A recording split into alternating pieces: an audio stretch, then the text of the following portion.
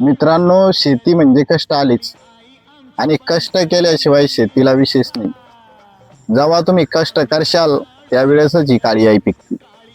नाही तर तुम्ही जर नुसतेच हिंडत राहिले कडक कपडे घालून तर मग माझा नाही भाऊ. मग शेती असून बी ऊसतोड नाही तुम्हाला मग लोकायची.